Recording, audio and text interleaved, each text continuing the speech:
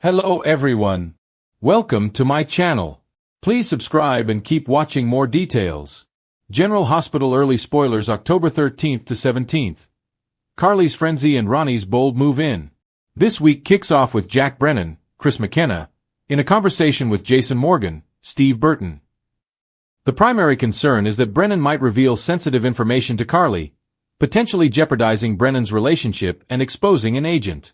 Jason is focused on keeping Jocelyn Jacks, Eden McCoy, out of the WSB, but Brennan is determined to prevent this, urging Jason to keep secrets from Carly. Meanwhile, Jocelyn is seen talking down at the docks. Britt Westbourne's, Kelly Thibault, reaction to Jocelyn's actions suggests she might have been joking about demanding a luxurious Metro Court hotel suite for her silence. It's unlikely Britt will expose Jocelyn as an agent, and she might playfully dismiss the situation, given her unique sense of humor. Britt may insist that she's not taking advantage of Jason despite what Jocelyn's mother believes. General Hospital Weekly Spoilers. October 13th, 17th. Brennan informs Jocelyn about an important assignment, possibly related to Hank Dalton, Daniel Goddard, or Britt. Willow Tate, Caitlin McMullen, visits Drew Kane Quartermain, Cameron Matheson, at the hospital, admitting she hasn't been entirely honest with him. This could involve her whereabouts on the night he was shot, especially if she lacks a solid alibi. Harrison Chase, Josh Swickard, shares some information, potentially about observations at the Q mansion, given the incorrect address on the search warrant. Living at the mansion, Chase could have noticed if Edward Quartermain's, John Ingle, gun collection is missing, which is crucial, because it was used to shoot Drew. Alternatively, Chase might be informing Willow about the judge bribery involving Drew. Willow is visibly upset and shocked on Wednesday, possibly due to Michael Corinthos, Rory Gibson, telling her he wants her to see the kids again, perhaps to ease her back into their lives as he anticipates potential arrest. Anna expresses her concerns on GH. Anna Devane, Finola Hughes, tells Chase that he's adept at cleaning up evidence, likely referring to Jason or Sonny Corinthos, Maurice Bernard. This conversation might revolve around identifying the perpetrator and how the evidence was handled. There's a concern that the botched warrant might give the shooter time to conceal evidence. Curtis Ashford, Donnell Turner, shares a theory with Portia Robinson, Brooke Kerr, suggesting that if he's correct, he'll lose his influence over them, clearly referring to Drew. Curtis might suspect that evidence has disappeared because the police searched the house, and Drew is no longer a threat to use it. He might also notice a pregnancy test on Portia's desk, or she might conceal it. Carly visits Elizabeth Weber, Rebecca Herbst, seeking information about whether the PCPD is investigating her. Carly wants to know if Elizabeth informed the police about Carly's threatening Drew. Anna arrives at Elizabeth's seemingly conducting a search. The circumstances surrounding the warrant are unclear, but Willow's potentially crumbling alibi could be the trigger. Anna discovers the gun at Elizabeth's and asks her to come to the police station. Portia is also present, and their alibis are discussed.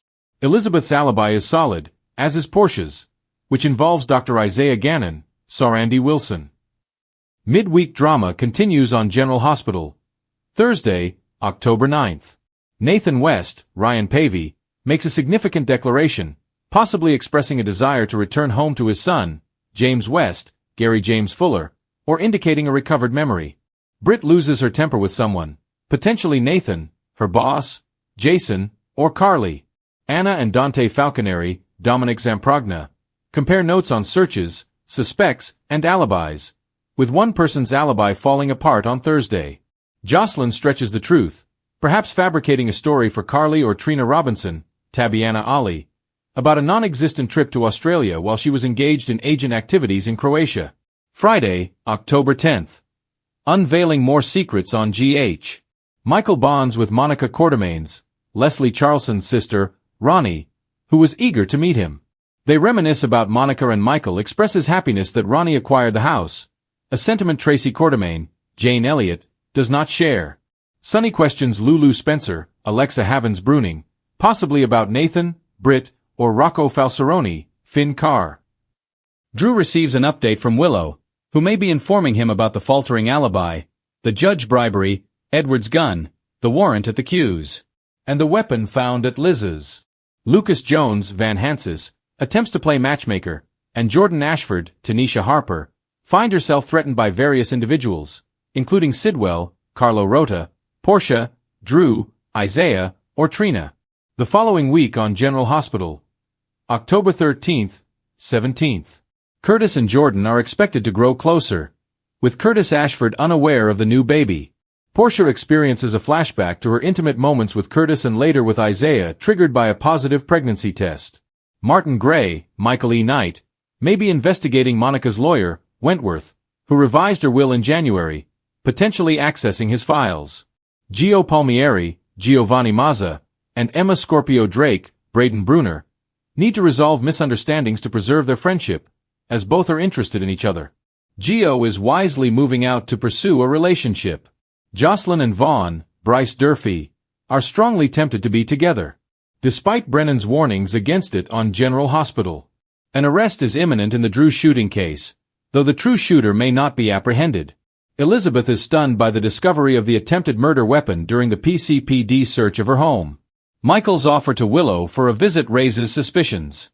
Ronnie is likely to move into the Quartermaine mansion, causing distress for Tracy.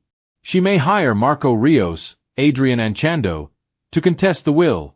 Drew intends to harm Michael Durr to past grievances and Monica disinheriting him. If Michael is arrested, Willow might seek emergency custody. Portia faces a decision about revealing her pregnancy. Britt is frazzled by Nathan and her mysterious boss. Never been short on drama, but this week, it's Carly Corinthos who finds herself teetering between chaos and control. While grief, secrets, and unexpected guests continue to shake the Quartermaine mansion, Carly's latest spiral threatens to unleash consequences she never saw coming. And in true General Hospital fashion, one bold decision could change everything, especially when it involves Ronnie DeMarco's sudden, daring move-in. Carly's chaos erupts. Since Monica's shocking death rocked the Quartermaine family, Carly's emotions have been hanging by a thread. She's tried to play the composed matriarch, stepping into Monica's role as if the world expected her to, but deep down, Carly's unraveling. Between Drew's unpredictable behavior, Michael's growing distance, and Nina's lingering presence in Sonny's orbit, Carly feels her grip slipping.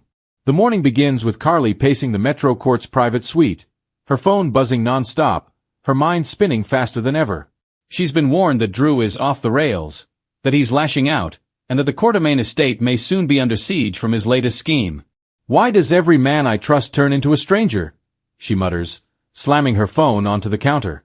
That's when Ronnie DeMarco shows up, cool, confident, and carrying a duffel bag that immediately sets Carly's nerves on edge.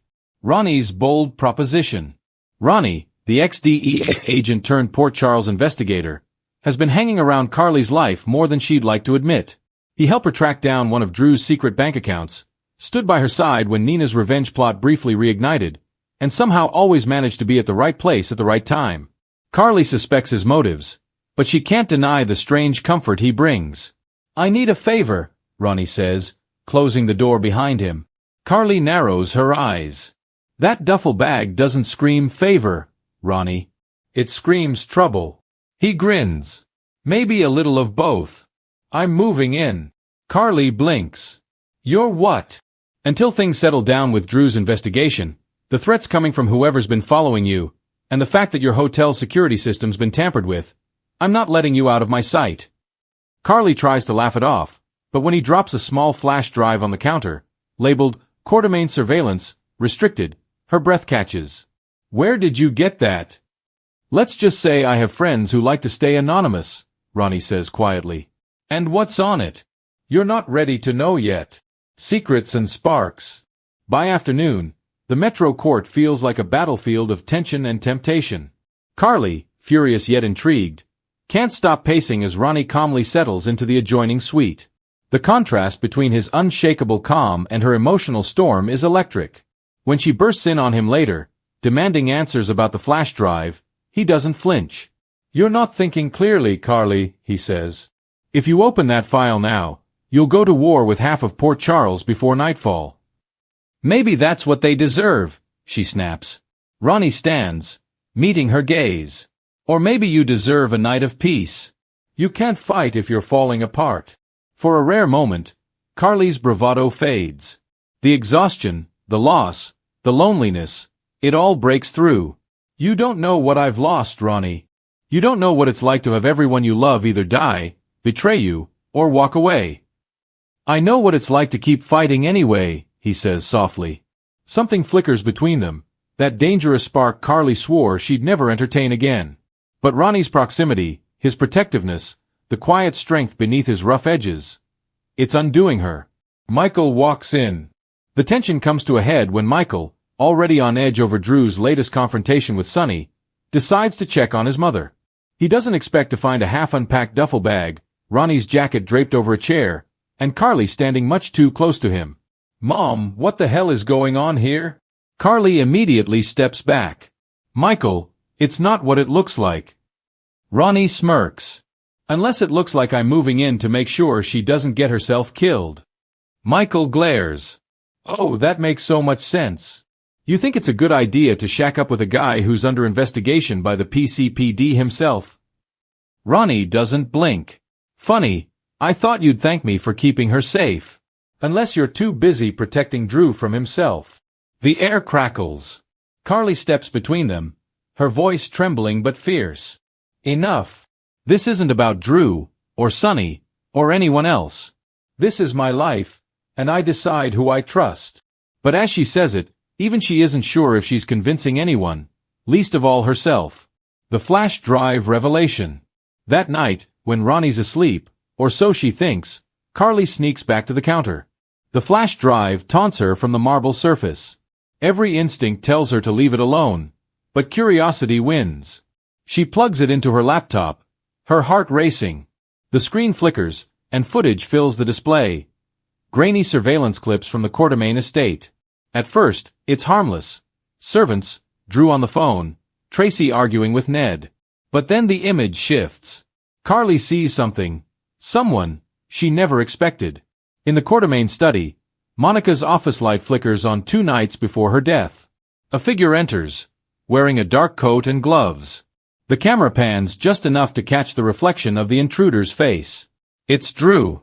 Carly gasps, hand over her mouth.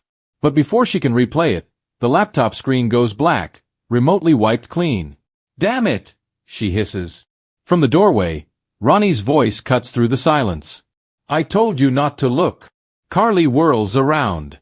You knew. I knew something. But that footage isn't what it seems. Drew wasn't alone in that room, and whoever was with him has enough power to destroy you if you keep digging.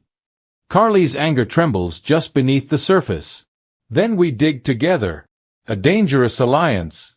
By morning, word has already spread through Port Charles that Carly's moved someone in. Sonny hears it from Dante, who heard it from Olivia, and by lunchtime, half the town's whispering. Meanwhile, Carly and Ronnie sit across from each other, their coffee going cold as they plot their next move. Whoever wiped that footage, Ronnie says, did it from the inside.